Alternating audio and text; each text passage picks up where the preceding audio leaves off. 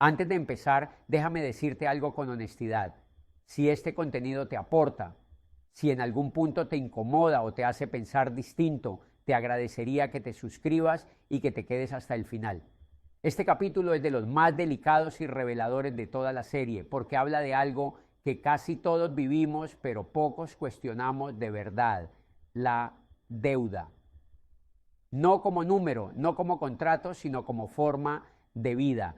Quédate hasta el final, porque lo que se normalizó durante décadas solo se entiende cuando se mira sin maquillaje. La deuda no llegó a nuestras vidas como una cadena, llegó como una promesa. No entró gritando, entró sonriendo, no se presentó como esclavitud, se presentó como oportunidad, como progreso, como acceso, y ahí está su mayor poder.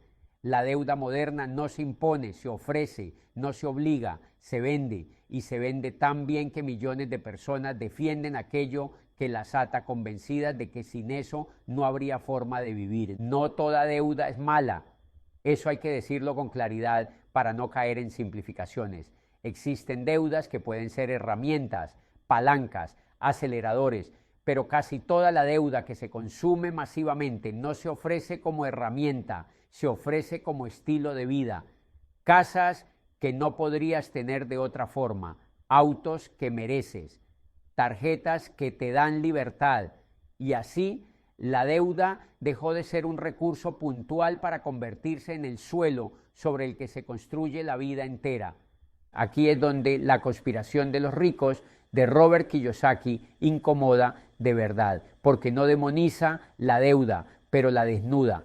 Muestra que el problema no es de ver dinero, sino de verlo sin entender por qué, para qué y a quién beneficia realmente ese acuerdo. El problema no es la deuda en sí, el problema es la ignorancia emocional y estructural con la que se asume. La deuda moderna funciona como una esclavitud elegante, no te quita la libertad de golpe, te la alquila en cuotas. Cada mes pagas un pedazo de tu futuro para sostener un presente que te dijeron que necesitabas. Y mientras más normal se vuelve ese intercambio, menos se cuestiona, porque si todos lo hacen, debe ser correcto. Si está aprobado por bancos, debe ser seguro. Si es legal, debe ser justo. La deuda se normalizó porque se asoció al progreso. Tener casa propia, aunque sea a 30 años. Tener auto, aunque te cueste más de lo que vale. Tener cosas ahora y pagarlas después. Se nos enseñó que eso era avanzar, que eso era crecer, que eso era ser adulto. Y nadie se detuvo a preguntar qué tipo de progreso te obliga a hipotecar décadas de tu vida para sostenerlos. El sistema ama la deuda porque la deuda crea previsibilidad. Una persona endeudada necesita ingresos constantes, necesita estabilidad, necesita cumplir, no puede arriesgar demasiado, no puede cuestionar demasiado, no puede parar demasiado. La deuda convierte a la persona en alguien que debe seguir funcionando pase lo que pase. Y eso es oro puro para cualquier estructura que necesita continuidad. La deuda no solo ata el dinero, ata el tiempo, ata la energía, ata la toma de decisiones. Una persona con deuda no decide desde el deseo, decide desde la obligación. No pregunta, ¿qué quiero hacer? Pregunta, ¿qué tengo que hacer para pagar? Y ese cambio de pregunta parece pequeño, pero redefine toda una vida. Las casas son uno de los mejores ejemplos. Se venden como seguridad, como estabilidad, como logro máximo, y no se cuestiona el costo real, no solo financiero, sino vital. Décadas de pagos, intereses que duplican o triplican el valor original, mantenimiento, impuestos, compromisos fijos, y aún así se presenta como lo responsable, no porque siempre lo sea, sino porque encaja con el modelo de vida endeudada que el sistema necesita. Los autos siguen la misma lógica, se venden como necesidad, como comodidad, como estatus, pero rara vez se habla de depreciación, de costos ocultos, de cómo ese bien pierde valor desde el primer día mientras la deuda permanece intacta. El resultado es una persona trabajando para sostener algo que cada año vale menos, pero que cada mes exige lo mismo. Las tarjetas de crédito son quizás la forma más sofisticada de esta esclavitud moderna, porque no se presentan como deuda, sino como extensión de la libertad. Compra ahora, paga después. No te limites, disfruta hoy. Y ese discurso es profundamente emocional. Ataca el deseo, no la razón. Normaliza gastar dinero que no se tiene como si fuera una habilidad financiera, cuando en realidad es una trampa psicológica perfectamente diseñada. La deuda se normalizó también porque se escondió su verdadero costo, no solo en intereses, sino en estrés, en ansiedad, en decisiones postergadas, en miedo constante a no llegar, en relaciones tensas, en vidas diseñadas alrededor de pagos fijos, pero de eso no se habla en los comerciales. Se habla de sueños, de sonrisas, de llaves entregadas, de firmas celebradas, nunca de las noches sin dormir. El marketing hizo su trabajo, convirtió la deuda en aspiración, en símbolo de éxito, en señal de que vas bien. Y así quien no se endeuda empieza a parecer raro, poco ambicioso, conservador, como si la prudencia fuera un defecto y la exposición permanente al riesgo financiero fuera valentía. El sistema no necesita que entiendas la deuda, necesita que la aceptes, que la veas como inevitable, como parte natural de la vida adulta. Todos lo hacen. Así funciona el mundo. No hay otra forma. Frases que cierran cualquier discusión antes de que empiece. La deuda también se vuelve un instrumento de control emocional, porque genera miedo a perder lo ya comprometido. Una persona endeudada no solo teme no pagar, teme perder la casa, el auto, la imagen, el estatus, y ese miedo refuerza la obediencia, refuerza la permanencia en trabajos que no se soportan, refuerza la resistencia silenciosa. No se trata de decir que nadie debería endeudarse nunca, se trata de entender que la deuda mal usada es una jaula invisible y que la mayoría entra en ella sin saber qué está entrando, porque nadie le explicó la diferencia entre deuda que construye y deuda que consume, entre deuda que genera activos y deuda que sostiene pasivos, entre deuda estratégica y deuda emocional. La deuda emocional es la más común. Comprar para sentir alivio, para sentir pertenencia, para sentir progreso, para llenar vacíos que no tienen nada que ver con el dinero. Y el sistema se aprovecha de eso, porque vender deuda es vender alivio inmediato a cambio de carga futura, y ese intercambio es extremadamente rentable. La deuda también anestesia el pensamiento a largo plazo. Cuando gran parte de tus ingresos futuros ya están comprometidos, el futuro deja de ser un espacio de creación y se convierte en una lista de obligaciones. Ya no se diseña, se sobrevive, y sobrevivir no deja mucho espacio para cuestionar. Aquí es donde la deuda se convierte en esclavitud moderna, no porque te encierre físicamente, sino porque condiciona cada decisión importante. ¿Dónde trabajas? ¿Cuánto tiempo puedes tomarte? ¿Qué riesgos puedes asumir? ¿Qué oportunidades puedes explorar? Todo pasa por el filtro de ¿puedo pagar? El sistema no necesita prohibirte ser libre, le basta con ofrecerte comodidades a crédito, porque una persona cómoda pero endeudada es mucho más manejable que una persona austera pero libre. La deuda compra silencio, compra conformidad, compra paciencia. La deuda también se hereda culturalmente. Padres endeudados enseñan sin querer que endeudarse es normal, que es parte del camino, que es inevitable. Y así cada generación repite el mismo patrón, creyendo que está avanzando, cuando en realidad está sosteniendo el mismo modelo. Este capítulo no busca generar culpa, busca generar conciencia, porque mientras la deuda se viva como algo inevitable, seguirá funcionando como control. Pero cuando se empieza a entender, pierde parte de su poder, porque la deuda solo esclaviza plenamente cuando no se la cuestiona. Entender la deuda no es rechazarla automáticamente, es mirarla de frente, preguntarse qué estás comprando realmente con ese compromiso. Si estás comprando un activo que te dará más opciones o un pasivo que te quitará margen, si estás invirtiendo en libertad futura o hipotecándola. La deuda deja de ser invisible cuando se entiende su lógica y cuando deja de ser invisible ya no controla de la misma manera, porque una persona consciente puede decidir, puede elegir endeudarse estratégicamente o no hacerlo, puede decir que no, puede esperar, puede diseñar. El sistema no se rompe porque alguien pague su deuda,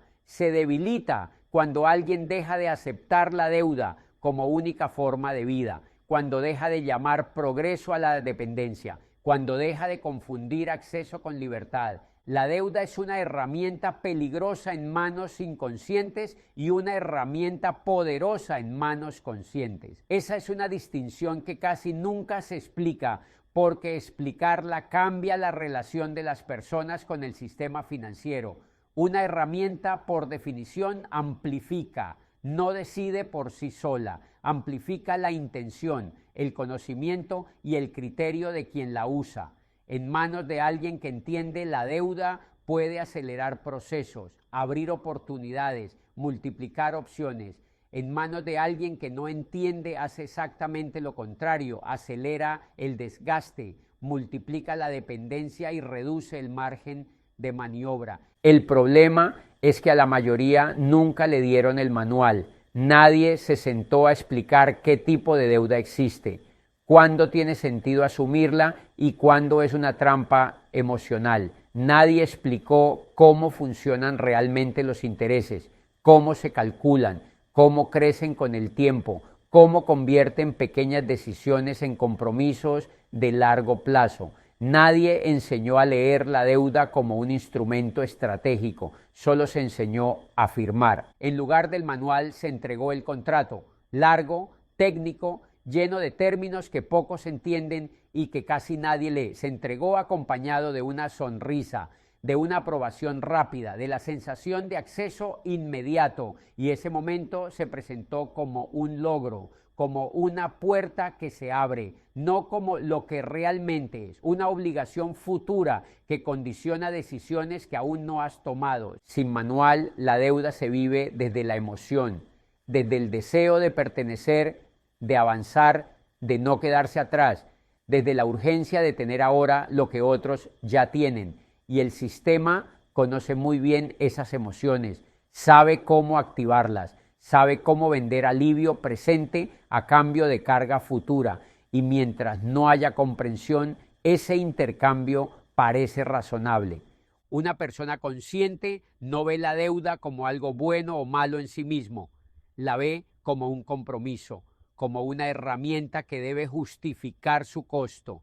Se pregunta qué está comprando realmente, si está comprando un activo que generará más opciones o un pasivo que solo generará pagos. Se pregunta si esa deuda la acerca a tener más control sobre su tiempo o si la amarra más a un ingreso fijo. Se pregunta si podría sostener esa deuda incluso si el escenario cambia. Pero para hacer esas preguntas se necesita criterio, y el criterio no se improvisa, se aprende, se construye, se practica, y ese aprendizaje fue omitido de forma sistemática, no por descuido, sino porque una persona con criterio financiero no acepta cualquier contrato, no se endeuda por impulso, no confunde deseo con necesidad, y eso reduce la rentabilidad del sistema. Sin manual, la deuda se normaliza como destino, se presenta como la única vía. Así funciona la vida, no hay otra forma. Y esa narrativa desactiva cualquier análisis previo, porque si no hay alternativa, no hay decisión, solo aceptación. El contrato, en cambio, es claro en una cosa: quien asume el riesgo siempre es quien firma. El sistema no arriesga, cobra. El banco no se equivoca, ajusta. El mercado no pierde, recalcula. La persona, en cambio, asume la incertidumbre completa. Pero eso no se dice en voz alta, porque decirlo obligaría a explicar el juego. La deuda consciente no elimina el riesgo, pero lo entiende. La deuda inconsciente ni siquiera sabe que está jugando, y esa diferencia es abismal, porque quien entiende puede elegir cuándo entrar y cuándo no. puede usar la herramienta o dejarla, puede negociar condiciones, puede esperar, puede diseñar. Quien no tiene manual solo sigue instrucciones. Firma donde le dicen, confía en que todo saldrá bien. Y cuando no sale, asume la culpa. No cuestiona el diseño, no cuestiona el producto, se cuestiona a sí mismo. Por eso la deuda sin conciencia se vuelve esclavitud, no porque exista, sino porque se acepta sin entender. Y cuando se acepta sin entender, gobierna, decide, condiciona, limita. Dar el manual no es enseñar a endeudarse más, es enseñar a endeudarse menos y mejor, o a no endeudarse cuando no tiene sentido. Y eso es precisamente lo que nunca se enseñó, porque una persona que entiende la deuda deja de ser cliente automático y empieza a ser decisor. Y el día que alguien pasa de firmar contratos a entender herramientas, la relación con el dinero cambia para siempre, porque ya no vive reaccionando a obligaciones heredadas, sino eligiendo compromisos con los ojos abiertos.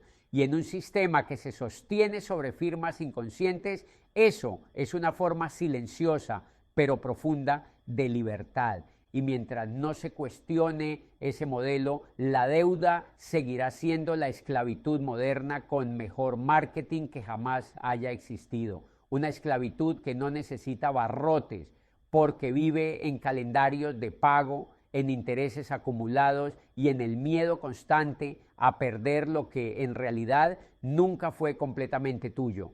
El primer paso no es pagar todo mañana, no es correr desesperado a saldar cuentas como si la velocidad pudiera compensar años de decisiones tomadas sin información. Ese impulso, aunque comprensible, nace todavía desde el miedo, desde la urgencia, desde la misma lógica que creó el problema. El verdadero primer paso es más silencioso y más incómodo, dejar de normalizar lo que te ata, porque mientras algo se vive como normal, no se cuestiona, se tolera, se justifica, se hereda. La deuda se volvió normal cuando dejó de verse como una excepción y pasó a verse como condición, cuando dejó de ser una herramienta puntual y pasó a ser el punto de partida de la vida adulta.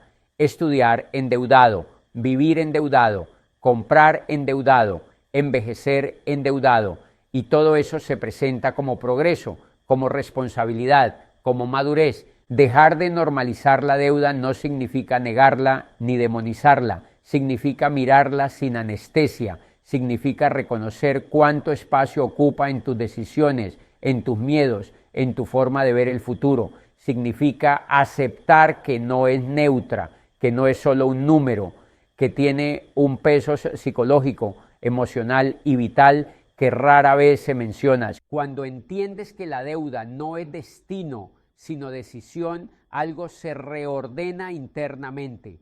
Dejas de verte como alguien atrapado por cómo funciona el mundo y empiezas a verte como alguien que participa en un sistema con margen pequeño o grande, pero real, de elección. Y ese cambio de mirada es más poderoso que cualquier pago anticipado porque devuelve agencia. Incluso si sigues dentro del sistema, incluso si aún tienes deudas, ya no juegas el mismo juego, porque ahora sabes que cada compromiso es una elección, no una condena, que cada firma tiene consecuencias no solo inmediatas, sino acumulativas, que cada sí financiero es también un no a otras posibilidades, y cuando esa conciencia aparece, las decisiones empiezan a pasar por otro filtro. La dependencia silenciosa funciona solo mientras no se nombra, mientras se acepta como parte del paisaje, mientras se confunde con normalidad. Pero el día que alguien dice, esto me condiciona, esto limita mis opciones, esto no es neutral, el sistema pierde parte de su poder. No porque se derrumbe, sino porque ya no opera en automático. Eso es lo que vuelve este gesto profundamente disruptivo. No es la rebeldía ruidosa, no es el rechazo impulsivo, es la lucidez, es dejar de vivir en piloto automático financiero. Es empezar a decidir con información en lugar de con miedo. Es pasar de reaccionar a diseñar, aunque sea de a poco. El sistema puede tolerar personas endeudadas. Lo que no tolera bien son personas endeudadas pero conscientes. Personas que entienden las reglas, que saben cuándo jugar y cuándo no, que no confunden acceso con libertad ni consumo con avance, porque esas personas dejan de ser clientes previsibles y se convierten en decisores incómodos. Por eso el primer paso no se ve desde afuera, no se celebra, no se aplaude, ocurre adentro. Es un cambio de marco mental, un momento en el que la deuda deja de ser una fatalidad y pasa a ser una variable. Y cuando algo pasa a ser una variable, puede ser gestionado, reducido, transformado o evitado. Ese es el punto exacto en el que, aunque nada haya cambiado todavía en los números, todo empieza a cambiar en la dirección, porque ya no caminas hacia adelante con los ojos cerrados, caminas sabiendo qué te ata y por qué. Y en un mundo construido sobre dependencia silenciosa, esa conciencia no es solo libertad personal, es una grieta en el modelo mismo.